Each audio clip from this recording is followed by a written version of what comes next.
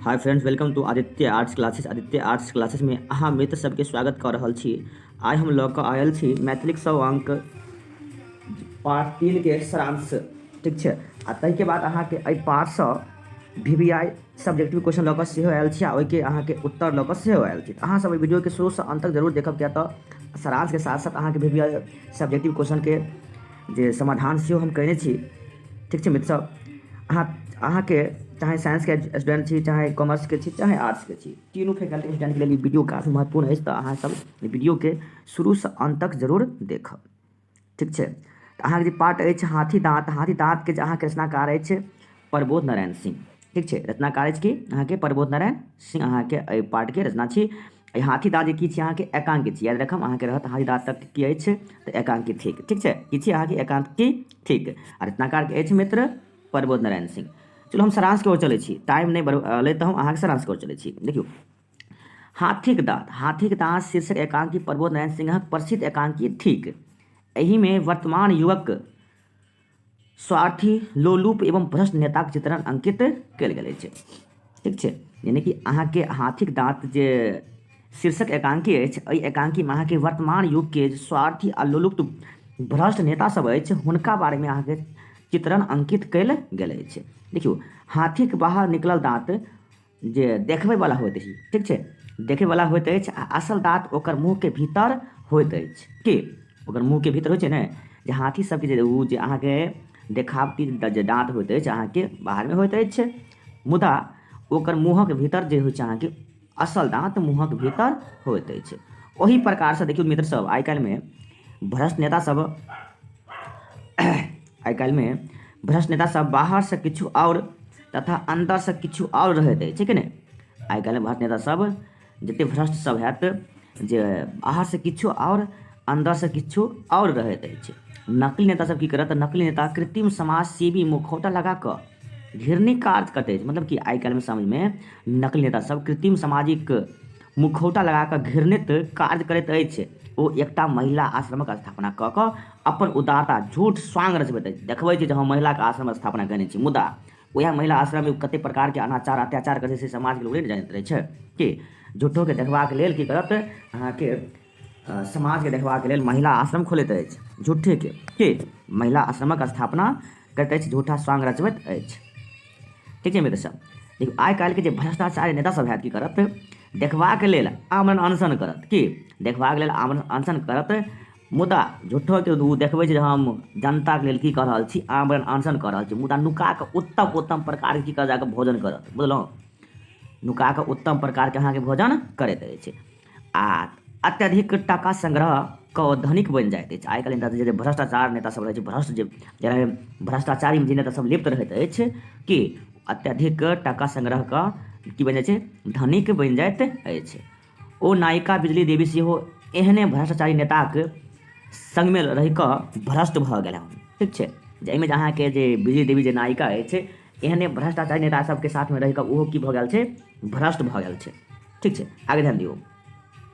देखियौ, हाथीक दाँत अर्थ होइत अछि जे खायवला किछु आ देखैवला किछु। एहि एकांकी में जनता अत्याचारी, घूसखोरक आ ढोंगीक विरोध में नारा लगबैत अछि। एहि एकांकी में एकांकीकार जे अछि अहाँके जे रचनाकार अछि, एकांकी रचनाकार प्रबोध नारायण सिंह कहैत छथि जे केना एकटा BA पास युवक अपना रोजीक लेल ध्यान दियौ, आइ काल्हि में कहै छै कने एकांकी के माध्यमसँ प्रबोध नारायण सिंह कहैत अछि जे कोना एकटा BA पास युवक रोजीक लेल कोना नेताक ओहिठाम पहुँचैत अछि, आ ता ओहिठाम नेता सब हुनका कोइ प्रकारसँ व्यवहार करैत अछि। कि पहिने तऽ की करत, ओकरा एकटा जे नवका BA पास युवक हुनका पास नेता सबके पास जाइ छै, पहिने तऽ तिरस्कृत करैत छैक, आ तहन ओ ओकरासँ कोना ठकैत अछि। ठीक छै, कोना ठकैत अछि, अपना माया जाल में फंसा कऽ कोना ओ नेता ओ युवक के साथ जे दुर्व्यवहार कऽ रहल अछि, दुत्कारित कऽ विदा करैत अछि। एहिठाम समसामयिक द्विअर्थी व्यक्तित्व चर्चा कयल गेल अछि, जिनक व्यक्तिगत आ जीवनक असामाजिक अभिव्यक्ति में कोनो तालमेल नहीं अछि। आइ काल्हि मित्र सब बिना घूस के कोनो काम नहीं होइ छै, जे जानते छियै हम सब, कि जानै छी कि नहीं। ध्यान देबै, आइ सर्वत्र सिफारिशक आइ काल्हि में जे आइ काल्हि सर्वत्र सिफारिश आ घूसखोरीक बाजार गर्म अछि। बिना घूसक कोनो काज संभव नहि अछि कि आइ काल्हिमे तऽ जानिते छी जे बिना घूस देने कोनो छोटो मोटो काम नहीं होइ छै कि अगर छोटो कोनो काम यऽ ने ब्लॉको आर जाइके यऽ कोनो काम यऽ तऽ जाइयो ने, जब तक कहबै 50-100 रुपया दियौ तऽ अहाँ काम पहिले कऽ दऽ देत। अगर नहि तऽ अहाँके बार बार कहत 10 दिनमे 15 दिनमे 5 दिनमे बार बार बुझियौ तऽ दौड़बैत रहत।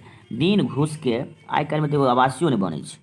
जाति आवास बनबै जेबै ने ओहोमे अहाँके घूसे 50-100 रुपया मांगि लेत, ठीक छै। तऽ ओ तऽ छोट मोट काम है, नौकरी लै लए तऽ अहाँके कतेक घूस दिअ पड़त कोनो ठीके नहि छै बार बार, बुझलहुँ।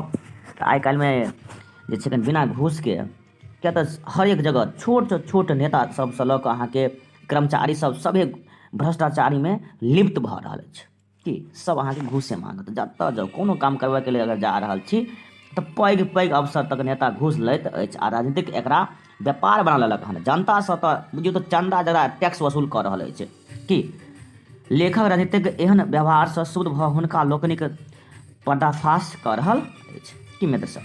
चलू कुछ समझ में अयलै कि नहीं दोस्त सब? अगर नहीं आयल तऽ हमरा कमेंटमे कहम, कोशिश करबै इहोसँ बढ़िआँसँ बतबैके। अगर नहीं अगर पसंद आबैत अछि तऽ चैनलके सब्सक्राइब कऽ दियौ आ वीडियोके कनि लाइको कऽ देबै, ठीक छै। आ मित्र सबमे शेयर सेहो करब। तो एहि पार्टसँ किछु हम क्वेश्चन लेलहुँ हँ जे काफ़ी बहुत इंपॉर्टेंट अछि, ई अहाँ सब कनि ध्यानसँ सुनि लिअ आ समझ लिअ।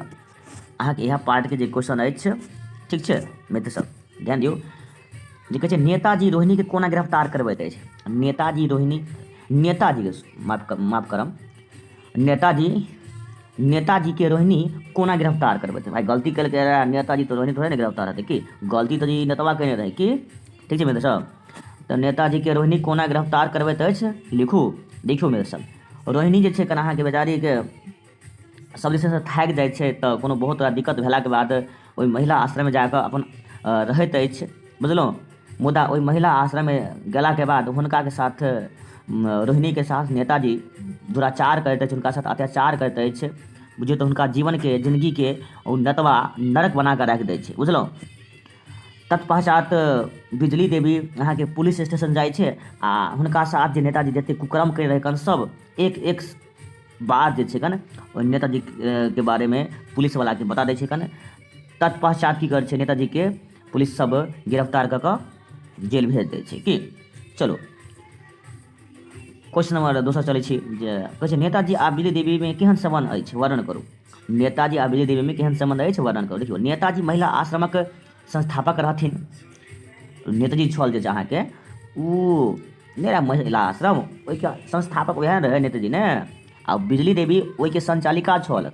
ओहि महिला आश्रममे महिले ने रहतै संचालिका, तऽ बिजली देवी छल जे अहाँके महिला आश्रमके संचालिका छल, ठीक छै। जे कोनो दुष्कर्म होइ छलक तकरा बिजली देवीके सहयोग रहै छल आ ओहि बलपर नेताजी महिला आश्रमक महिला लोकनि संग अनाचार दुराचार अत्याचार सब करै छल के नेताजी, जकरा रोहिणी जेलके हवा खिलक रहे, याद छै ने। चलू ठीक छै, चलू अगला क्वेश्चन पर चलू मित्र सब।